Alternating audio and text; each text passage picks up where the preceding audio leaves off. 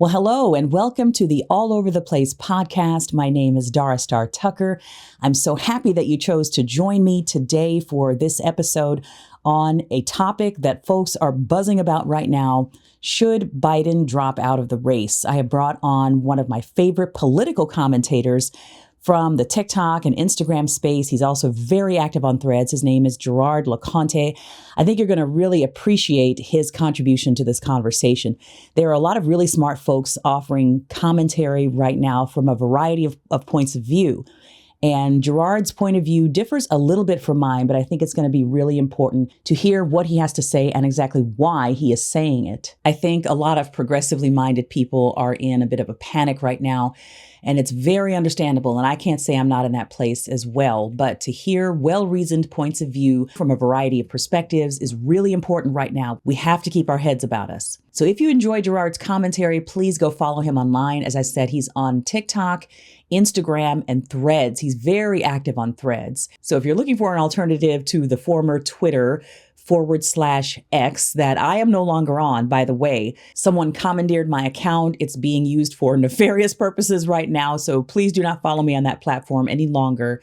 But if you're looking for an alternative to a Twitter type space where you can have well-reasoned, thoughtful commentary on the election right now, please go follow Gerard LeConte on Threads. I also want to remind you that I will be at South Jazz Kitchen. You all know that I am a performer. I'm a singer. I'm going to be doing a jazz show at South Jazz Kitchen in Philadelphia on the 21st of July. I have two shows coming up that day at 6:30 and at 8 o'clock. You can go to southjazzkitchen.com to get your tickets. That place tends to fill up very quickly, but I would love to see some folks who actually follow the podcast, who follow me online. I would love to meet you in person. So please go to southjazzkitchen.com to get your tickets to my July 21st show. I also want to remind you, as I do often, to visit the Patreon if you want to find a way to consistently support the podcast, to support all of the work I do. Visit patreon.com. That's patreon.com/Dara Star Tucker.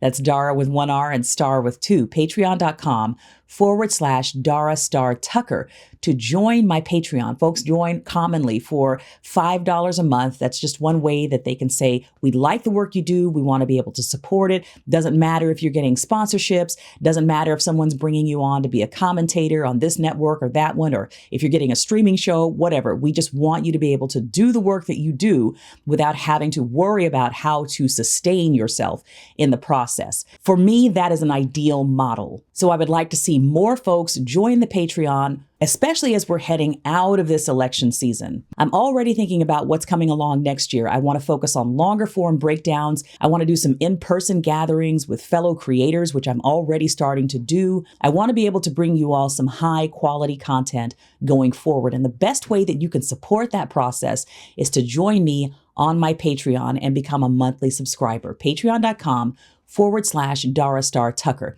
And the last thing I want to remind you of is to review the podcast, rate it and review it. If you're watching on YouTube, remember to give it a thumbs up, leave a comment. But if you're on iTunes or Spotify, they have a rating system. Go and rate the podcast, hopefully 5 stars, and give us a positive review if you can. It always helps us in the rankings. I want to ensure that I'm able to bring you this content as consistently as possible. All right, so I'm going to send you over to the podcast. As you all know, I do this podcast in collaboration with a radio show that I do for a station called KJLH out of Los Angeles. Gerard LeConte joined me on that show to talk about all of the recent developments with Joe Biden's debate performance, with the Supreme Court rulings that have come down. There's a lot going on. I hope you all are staying plugged in. I hope you have your voter registrations in order. As I always say, if you're listening to this podcast, you're probably many, many steps ahead of the game. So let's stay plugged in. Let's stay aware. Let's stay informed. And you all enjoy this week's episode.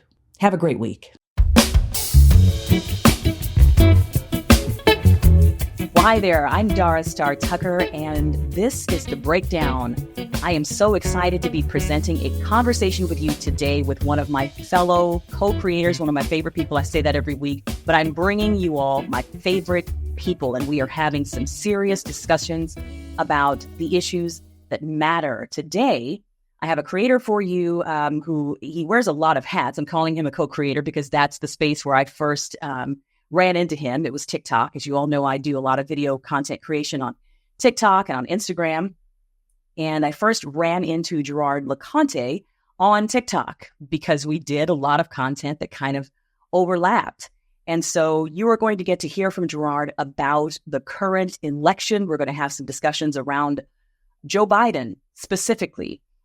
Gerard has a lot of thoughts on this, and he is so well informed. He is one of the people, I was telling him before we turned on the microphones, I was telling him that when I see him come across my feed, I breathe a sigh of relief because I know I'm going to hear something that is grounded in truth, grounded in reality. There's a whole lot of hair pulling that's happening right now. A lot of folks are lighting themselves on fire and running out into the streets and declaring the end of democracy itself. And I think there's a panic that understandably is setting in with a lot of people. But when I plug into people like Gerard LeConte and Elizabeth Booker Houston and Jamel Bowie, people like this, we kind of tend to settle into more of a space of like, hey, let's get our heads around what's really going on and let's get some grounding, some footing in reality. So I want to remind you all that you can find me online at Dara Tucker B on Instagram, and you can find the KJLH page at Radio Free KJLH on Instagram. So please do follow the KJLH Instagram page.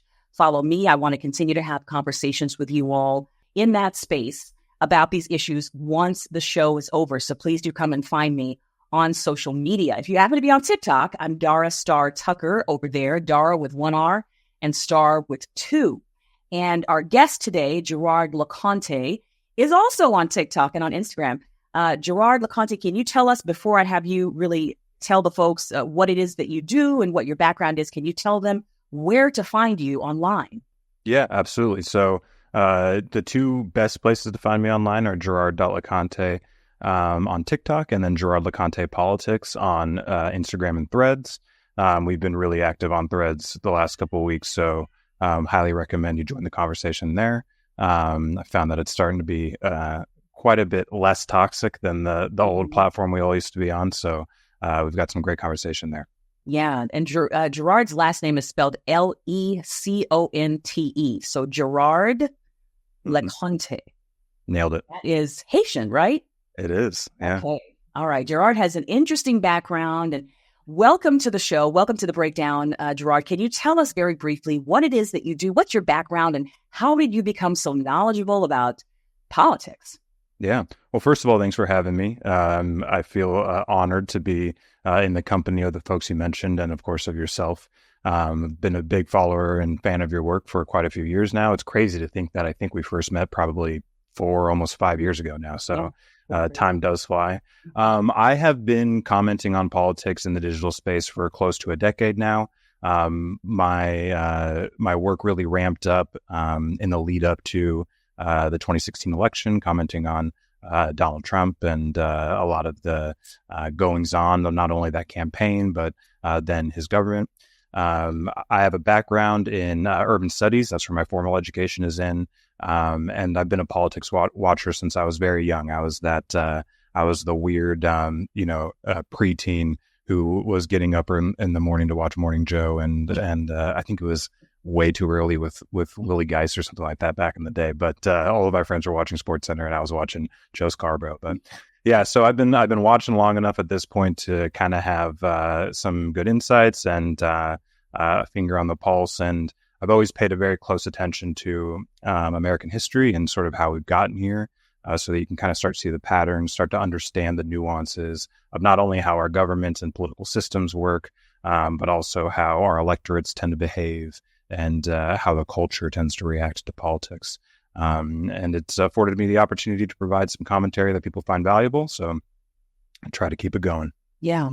Well, you kind of always pull us back to ground zero, which is what I really appreciate. Your whole presentation and your tone is very calming, first of all. So we've got, some folks whose whole presentation online is that they are literally yelling, screaming at the top of their lungs. And some of those people I appreciate because there's some substance in what they had to say, even with that. But I think as we're getting closer to, where there's a lot of conversation right now around Project 2025, we all know that Donald Trump is a known entity. We know what it was like to live through 4 years of his presidency. There are a lot of us who really don't want to see that happen again.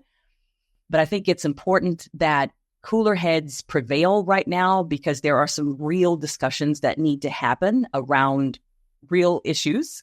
And we will all be getting our bearings at this point. We are, 4 or 5 months outside of the election.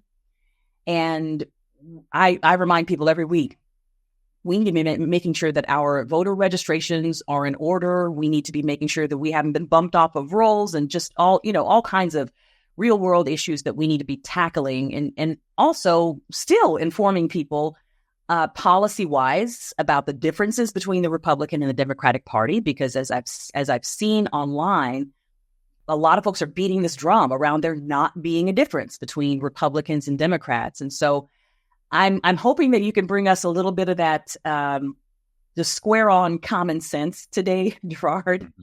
Can you talk to us about why you've kind of settled where you have? I do follow you on Threads, and your threads tend to be recommended to me on Instagram, which is really cool. I'm scrolling through Instagram, and then it'll say, hey, Gerard LeConte has posted a new thread. So you're really active over there on Threads. If you all are on Threads, which is kind of the alternative to Twitter or X, which I'm no longer on. Someone completely commandeered my account over there, so I'm no longer on X at all. So I'm really paying attention to Threads a lot more these days. But you've kind of taken the stance of, and we all watched the debate. We all watched the debate happen, and that really is what sent a lot of people into high gear around possibly replacing Joe Biden. I freaked out a little bit when I started to hear that type of conversation happening, because I thought, this whole idea of changing horses in the middle of the stream, I guess I'm not as freaked out about that idea as I once was, because at least in polling, people claim that they theoretically would be willing to support Kamala Harris at possibly an incrementally higher rate than Joe Biden right now. But can you speak to some of those fears, some of those concerns about the idea of replacing Biden? Where do you kind of stand on that post-debate? Yeah, I think it's a very interesting conversation to be having, because first and foremost, I think right on the front of it, it really highlights a radical difference between the coalitions that support Democrats and progressives and the coalition that supports MAGA and Trump and Republicans.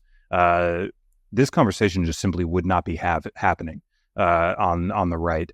And ironically, that is also one of the biggest reasons why the media tends not to touch it on the right.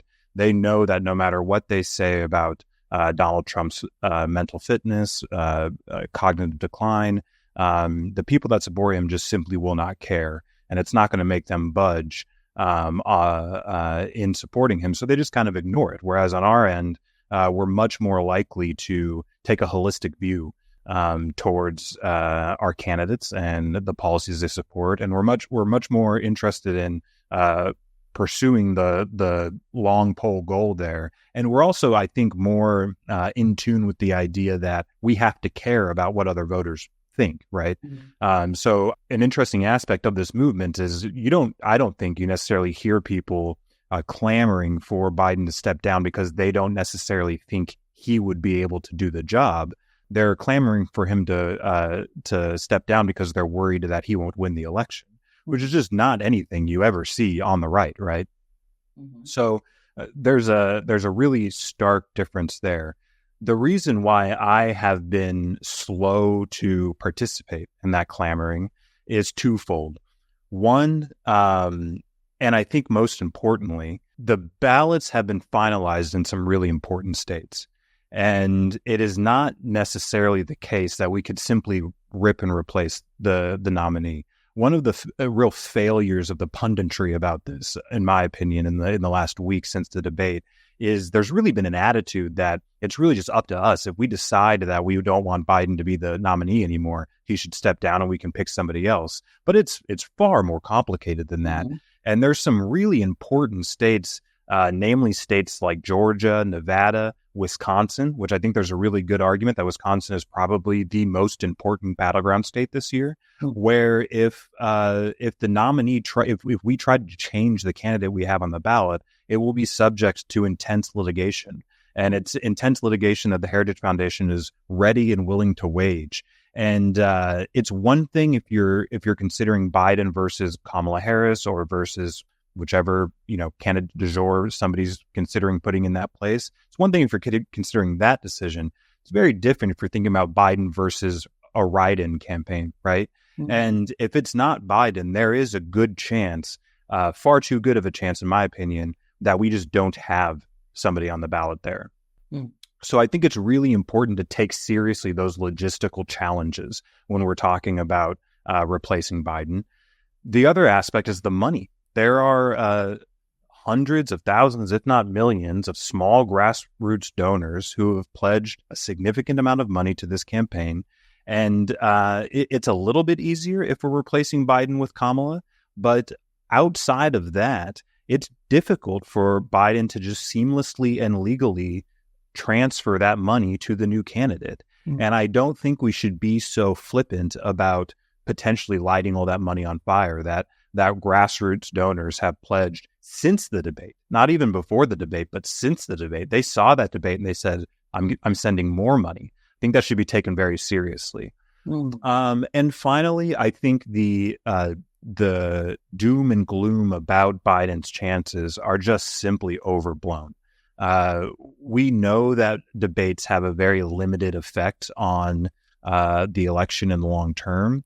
And while the debate performance is a problem, I saw the debate, same as everybody. I know the concerns. Back in 2008, I was actually an early Biden supporter before Obama became as prominent as he did. I know as well as anybody the difference between the Biden then and the Biden now. But that doesn't change the entire landscape of the debate. I mean, of the election. There are plenty of reasons to think that Biden can still win this thing. And the idea that anybody can definitively say, no, he can't, and we need to make such a drastic move like ripping him off of the ballot because of one debate that got fewer than 50 million viewers, right? Is something that I think is a little drastic. What I think is a bigger problem, frankly, than the debate itself has been the media frenzy around it and the hyper fixation on his performance. It's really starting to look a lot like his email scandal, right? They're just, they love the opportunity to highlight Dems in disarray because they know their readers and they know that we're more likely to click into a story like that than a MAGA supporter is, and to click into a story that's critical of Trump. And they really feast on that. So I think I'm really trying to just tell people it's not as easy as it might sound. Certainly not as easy as the pundits are making it out to be. There are real risks here, and Biden isn't doomed. I think the bigger focus should be highlighting the liabilities that Trump displayed in that debate. A lot of people have said that the debate was the worst case scenario. The debate was not the worst case scenario. Worst case scenario would have been for Trump to come out there and look like a sober, moderate, reasonable person on that stage. And he didn't. He looked insane. And a lot of people came away from that debate saying, Biden looked old. I'm concerned for Biden's health. Trump looked nuts. So I think we need to keep our eye on the prize here, understand that the real goal is defeating Trump in November, and put more energy into making sure that Trump loses than we are trying to get our own candidate off the ballot. Yeah. Which seems weird, right? You shouldn't. I don't feel like it should take this much energy to say, hey guys, maybe we shouldn't run our own candidate out of the race. Yeah. But here we are. Yeah, that's the Democratic tendency, I think, is just to cannibalize itself. A lot of people say, well, why, Project 2025, we're, pulling our hair out over this, and why haven't the Democrats come up with a counter to this, and where's our Project 2020? I'm thinking, we don't have the unity that the Republican Party has. We really don't. We are too busy tearing each other down to really unify in the way that the Conservative Party has at this point. So I kind of want to speak to that, what you're saying, which is basically, Gerard, your view is let's not let one poor debate performance throw us off course, put us in a position where we would be considerably weaker or in worst case scenario in just complete disarray at the convention, or just in a situation where legally he is unable to be replaced. So all kinds of possible doomsday scenarios that could come from us attempting to replace a candidate this close to the election. So let's say that Biden, though, does win. Let's look at that scenario. Biden actually wins and we go into 2025. What are your feelings about Biden's capability of finishing out his term and functioning in a competent way? How do you feel about his ability to do his job for the next 4 years? Well, first and foremost, if he's actually the president in 2025, I have infinitely more trust in that administration and that man making responsible decisions about his capacities than I would be if it was the other way around. Mm-hmm. I think it's very easy for us to forget how many legitimate concerns we've had about Donald Trump's own cognitive decline, mm-hmm. both at the end of his administration and during his campaign. He's benefited a lot, in my opinion, from the fact that a lot of mainstream media has not been televising him. I made a comment recently in one of my videos that the media has been hiding him, or they haven't been covering him. And a lot of people pushed back on that idea because they do hear about him a lot in the media. And a lot of people that were pushing back on that were right in a way. They've been covering his court cases a lot. They've been covering his scandals a lot, but they haven't been giving the voter opportunities to watch him, to see him talk, to see the things he's saying. We saw him not too long ago freeze on stage for a long time at the NRA convention. We've seen him forget things. Even in the debate, he was seemingly having a hard time remembering when he was or wasn't president. And of course, with somebody like Trump, it's always difficult to know whether or not he's lying or if he's legitimately forgotten. But it is the case that we can run into that scenario in both situations. And I'm much more confident that Republicans would try to pull off some sort of weekend at Bernie situation with Trump than would be the case with the Democrats. And I'm fully confident in Kamala Harris's ability to be president if Joe Biden no longer can be, whereas we don't even know who Donald Trump's VP is going to be. Right. In his last VP, he tried to get killed. So I think it's very important to always remember that we are electing an administration. We are electing an executive who is going to staff an administrative branch. The intentions that they take into those decisions, the experience they take into those decisions, the motives they take in those decisions are extremely, extremely important. So, of course, none of us can predict what Biden's health situation is going to be in 4 or 5 years.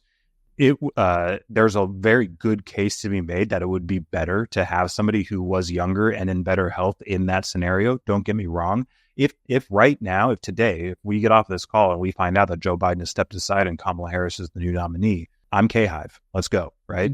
My concern is not that another candidate couldn't beat Trump or that another candidate couldn't be a successful president. But we just need to keep in mind that those age and health concerns are there with both candidates in the race. And we should be spending as much time and energy as we can, making sure that as many American voters know that there isn't a stark difference between the cognitive abilities between Donald Trump and Joe Biden, but there's radical differences between the intentions, the policies, the temperaments that they're going to bring to that office. And those really, really matter. I saw an article this morning that there is some infighting happening in the Republican Party right now because Donald Trump would like to distance himself from his pledge in 2016 to enact a federal abortion ban. And the rest of the party doesn't want to distance themselves from that. They want to keep that commitment forefront in the campaign. That's the conversation they're having. That's the debate they're having about whether or not they should pretend to not want to subjugate every woman in America instead of just be open and honest about it. That's the difference we're talking about here. We're not talking about somebody who's ready to take the office and somebody who isn't.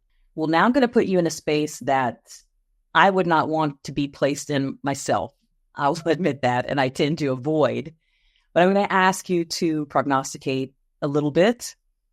And I'm going to ask you, what do you think the chances are of Biden pulling it off? What are your feelings, if I had to ask you what your gut feelings are about Biden's ability to pull this off in November? Do you feel like we have a good chance? I'm not going to pretend that I'm as optimistic as I was 2 weeks ago, right? 2 weeks ago, I didn't get 5 days of watching the coalition actively try to cannibalize itself. Yeah. So obviously, I'm concerned. What I try to keep in mind is that the opponent has not changed. Donald Trump is still Donald Trump. Mm-hmm. He's still repellent to most Americans. Mm-hmm. If you look at the polling, most of the polling I've seen that shows Biden losing ground after the debate has more to do with the third party percentage than actual Biden or Trump. It's not necessarily the fact that Trump has gained a bunch since the debate, as much as a lot of people who were saying they were going to vote for Biden are more likely to say they're going to vote for JFK Jr. now or RFK Jr. now. So that means something to me because it makes me think of 2016, right? The last time that we had a third party candidate that had this much purchase in polling was Gary Johnson. You might not remember Gary Johnson in 2016. I barely do, right? Which should be an indicator of what we might expect to feel 4 years from now.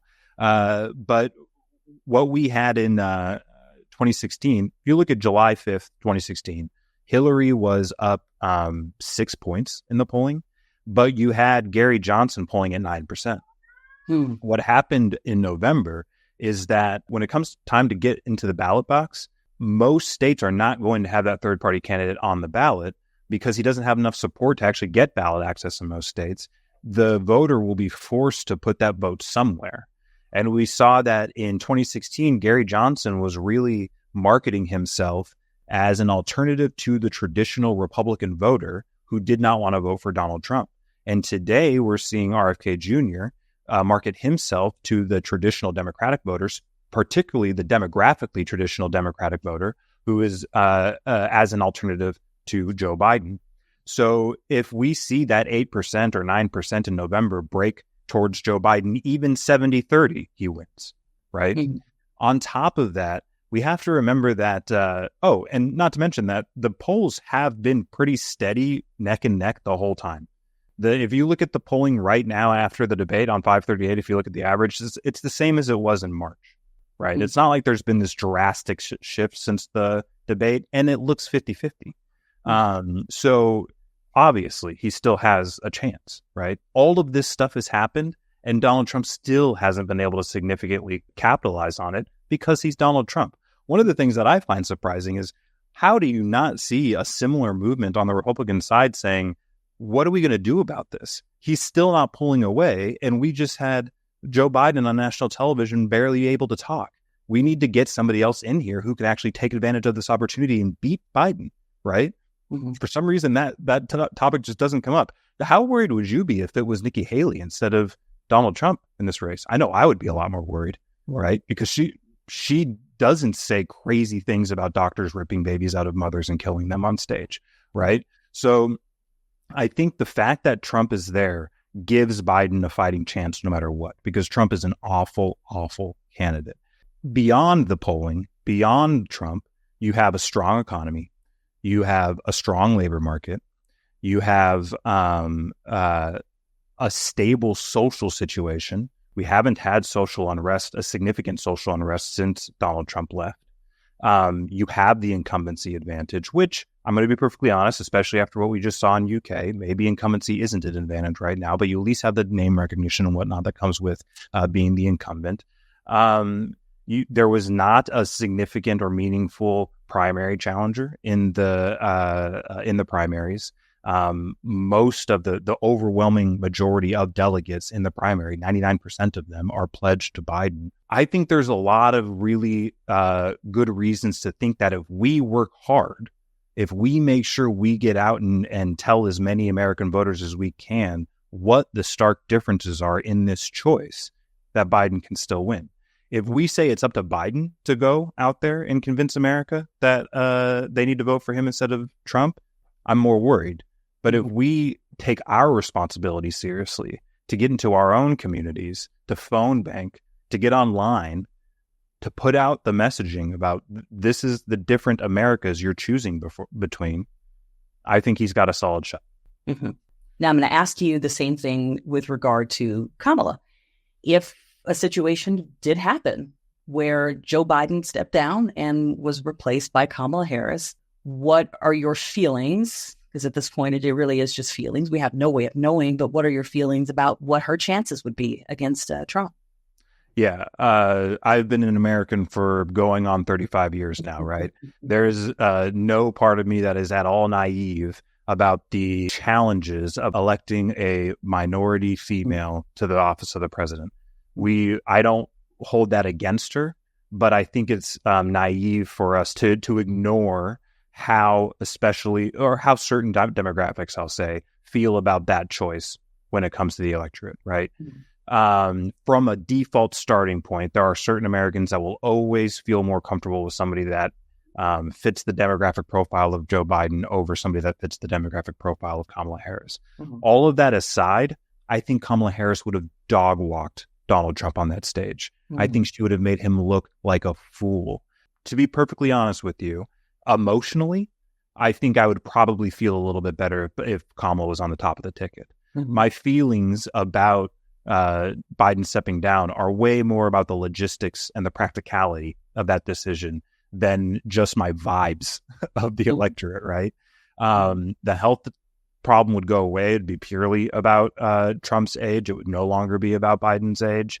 And she would be able to articulate a vision and a policy platform in ways that I really do think Biden has difficulty doing, right? Mm-hmm. So I think the landscape changes slightly, but I would be just as confident, if not slightly more, in Kamala beating Donald Trump as I am in Biden beating Donald Trump. I'm not one of the folks out there who think that it's only Joe that can beat Donald Trump. So you feel that if that switch were made, I mean, not in the scenario where Kamala was the candidate from the very beginning, but if the switch were made today. Yeah. And feel record, if the switch is going to be made, it needs to be made today. If the switch is going to be made, it should have been made yesterday, right? I do think that is really undeniable. Like, and this is why I think it's really important for everybody to sort of move on. As soon as the governors met with with Biden and came out and said he's running, we're supporting him, should have been done. That ended all of it. If you have every Democratic governor in the country meet with the president and say he's running, he's running. But if he were to come to the conclusion, if he were to come out and say, talked with the family, we've got our own stuff going on, I need to focus on my family and my health, and given the broader changes in the climate since the debate, we think it's most responsible for Kamala to take over and go into the convention to choose her running mate and take it from there. I think Donald Trump would be in really big trouble. If we look at what happened in France recently, right? Everybody was looking at the ideological differences between the challenger that was really that is putting a lot of pressure on Emmanuel Macron and worried about a far right ascendancy. The thing that I don't think got as much play is he's 28 years old. He's young, right? There is a groundswell of support of getting youth back into the White House, and Kamala Harris is not 28 years old, but she does have a youthful energy. I mean, she's a spark plug, and I think that we would benefit from that in the campaign, in the sense that it would overcome the demographic challenges and headwinds that she would face. I do think those headwinds would still be there. So I don't think we should look at her as a free and clear, better alternative to Biden. But I do think it would even out to them being able to compete. And if I'm being perfectly honest with you, I'd probably feel a little bit more confident if it was Kamala than Biden. Well, I appreciate your optimism. I feel your optimism in most of what you say and do. And I feel like what we're fighting a lot right now, especially with the younger demographic that you and I both interact with a lot more in the TikTok space, even on Instagram, is a lot of discouragement. I feel like we hear and see a lot of discouragement setting in. And so I think voices like yours are necessary, people who are actually knowledgeable, who pay very, very close attention to this stuff, but also carry with them an optimism that it is possible for us to achieve the aims that we are pushing for. We kind of have to keep that wind at our backs. So I appreciate your point of view, Gerard, and I hope we are able to do this again before the election comes around, because of course we know, we've got conventions coming up and